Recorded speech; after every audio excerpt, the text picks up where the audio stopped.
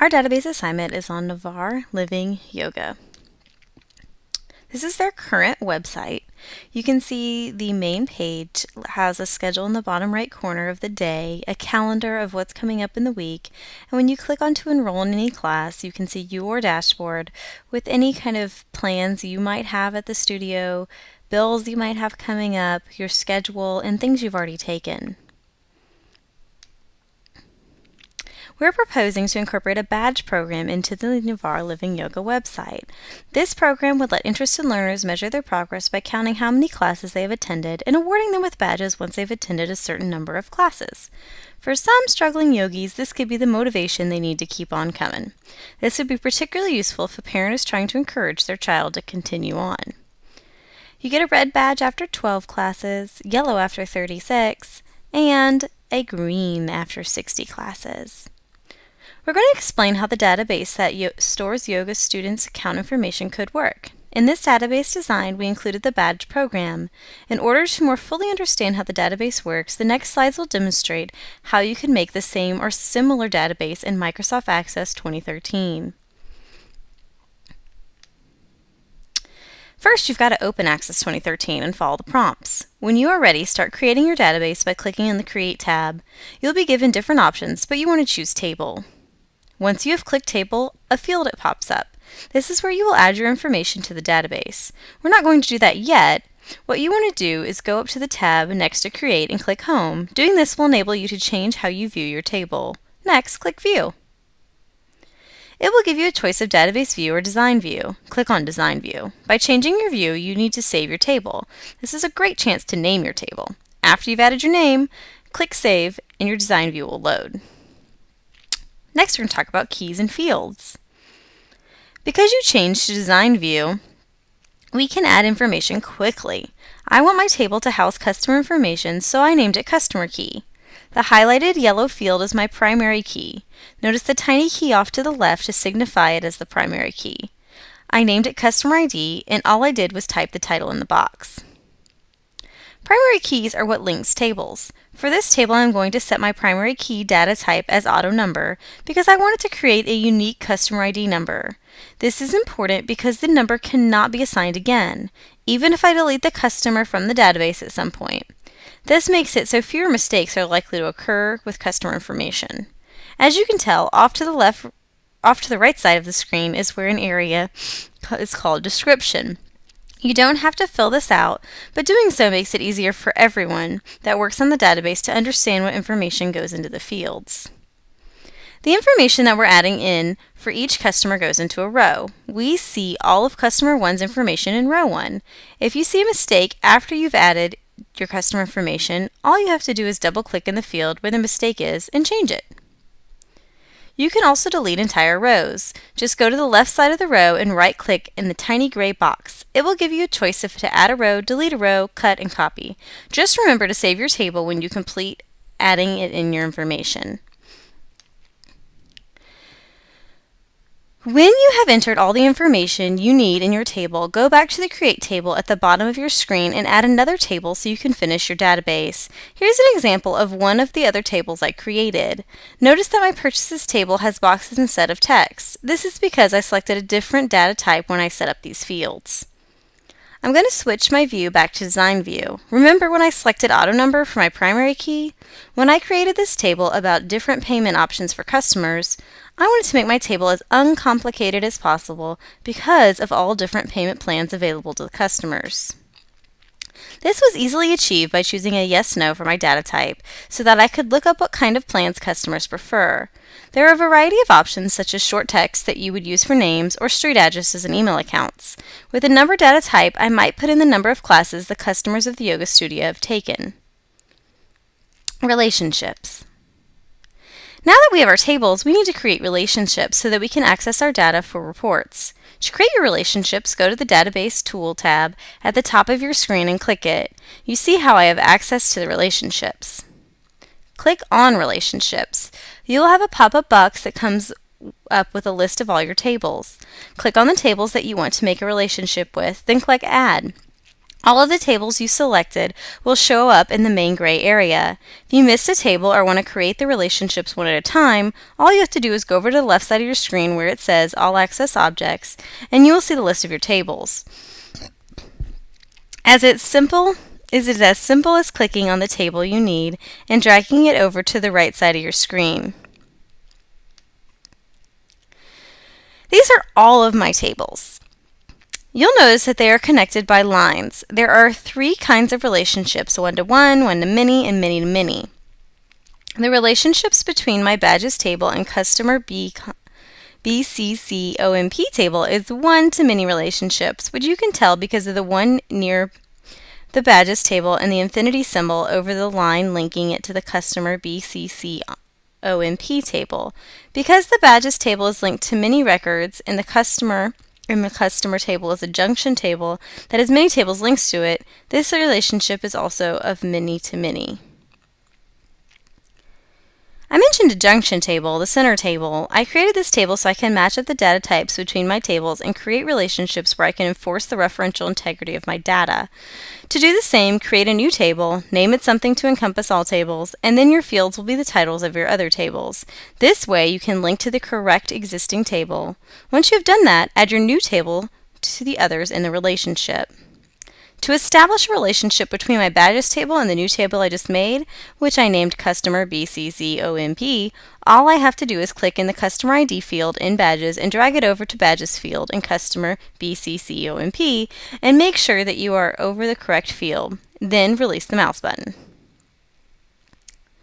A box will pop up to confirm this relationship. My parent table is my badges table, mostly because I'm using my primary key in that table, and the field labeled Customer ID as one of my linking fields. My child table is shown as the related table query, and my badge field is the link in that table. I can see the relationship will be one-to-many at the bottom of the pop-up box.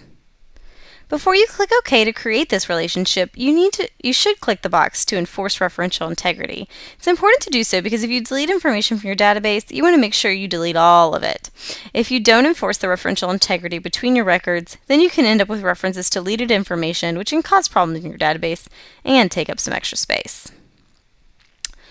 When doing a relationship report, we need to think about what we said before. There are different types of relationship. The last is a one-to-one relationship, and you can tell the relationship between my badges table and my customer key table is a one-to-one relationship because next to both of my tables, there is a number 1. You would use a one-to-one relationship to link one field record to another in a different table. Since you can create so many different types of relationships and add as many tables as you want, sometimes it becomes difficult to see what relationships you have established. This is where creating a relationship report can come in handy. A relationship report is just like it sounds, a report of your relationships. Notice the area I circled. I just click on that and the Access will create a report of all the relationships currently displayed. My junction table makes it difficult to see all of my relationships. But I want to see what the table is linked to before I hide it. This is the report Access generated, and I can see all of the relationships I have.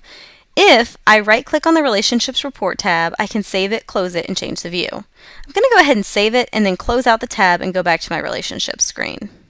Hiding relationships. Because I now have a relationship report that shows my relationships for my junction table, I want to clear it out so I can see my other tables.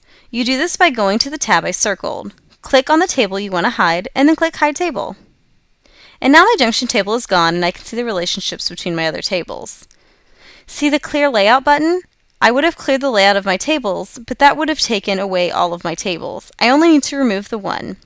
And I still have an extra table where I establish a one-to-one relationship between my customer key table and the extra class table. Now that I have gotten rid of the 2 tables, I can make another relationship report featuring only my main tables if I want. You can make as many different relationship reports as you want, such as one for each relationship or one for your main tables. Query 1. Let's move on to queries now that we have some relationships. Close all of your relationships and reports, and then we're going to go back to our Create tab and click it. We are interested in the Query Wizard and Query Design buttons. If you click Query Wizard, a box pops up and gives you choices of different queries you can make. The first option is a simple query, which allows you to make a query based on fields you choose. A cross-tab query creates a query that will display your data in a spreadsheet format. There's also options to create queries that can help you find duplicates in your data, and another that can create a query that will find fields that don't have any matching data in different tables. Right now, though, we are going to pick Simple Query. Now I have to choose my fields. I'm going to select Customer ID from my Customer Key table and move it over to the Selected Fields column by clicking on the arrow that points to the column. Don't click Next, we still need to add another field. I'm going to go back to my drop-down menu in the box and select my Communications table because I want to make a query that shows my customer IDs and their emails and their email information is in my Communications table. Once I've added the emails field for my Communications tab, then I click Next. Now I'm going to choose a name for my query. I'm going to name mine Customer Key Emails, and then I click Finish. Access automatically opens the query so you can view information, but before we click Finish, know there's a second option to go back and change your query if need be. Now we can have our query, and this is a datasheet view. I can clearly see my customer ID numbers and the corresponding emails. You can also change the view to SQL, and you can see the SQL statement. Or you can change it to Design View. In Design View, we see our tables that the query gathered the information from. Report for Query 1. Back in the Datasheet view, I'm going to click on Create. I have the option to create a report based on my query. As you can see, there are different report options, but right now all I want is a simple report, so I'm going to click on Report. And this is the result in Layout View. I want mine to show in Report View, though, because I think it looks a little better. Query 2. Close out any of the queries or reports you might have opened and save them. The Query Wizard is nice for simple queries, but what if I want specific or complicated information? I would want to pick Query Design from our Create tab. It automatically opens an SQL view, and I have a pop-up box where I can pick up from any of my tables or queries. I'm going to add my Customer Key table. Say I wanted to find out specific ages of the yoga customers, so that I can send them emails later about classes they may be interested in. In my first field on the left, I want my customer ID number, and I'm going to get that from the Customer Key table. I know that the customers' birthdays are in the same table, so I'm going to pick from my Customer Key table again for the date of birth field. Now, because I want to find everyone born in the 1960s, I need to add an operator, specifically the AND operator. In the criteria box, I'm going to add my dates, so I need a greater than symbol in front of my first date, which is January 1st, 1960. And then I type AND. Before I finish by adding a less than symbol before January 1st, 1970, and then I'll click Run so I'll find all the people born in that period of time. And I see I have 2 customers that were born in the 1960s. Here's the SQL view of that query so you can see how it would look. Let's make a report of this query. Go back to the Create tab and click it. You can see that we now have the option to create a report. And I'm going to change it to Report View by clicking on the tab. Query 3. The last query I want to share with you is one using a where operator. Because there are customers that live in different cities, maybe I want to find those customers' information so I can send them specialized emails about different retreats from the yoga studio. Close out any queries or reports and click on the Create tab, then the Query Design tab. I'm going to change it to SQL View so I can fill out the specific query that I want.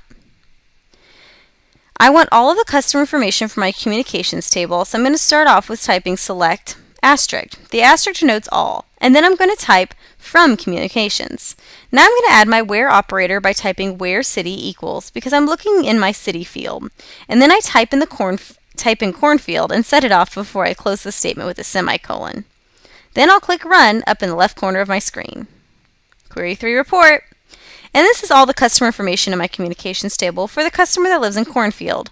I could have just as easily set it up and look for a certain state, or if I had wanted to know all the communication information for people that live in the same city as the yoga studio.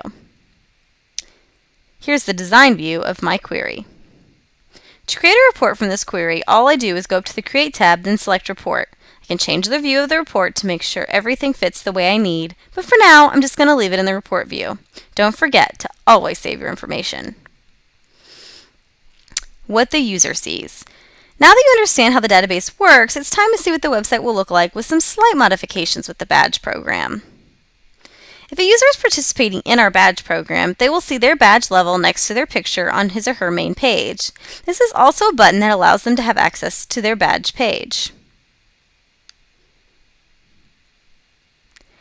On this page, the user can see how many classes they have taken as well and how many classes they need to get to the next badge level.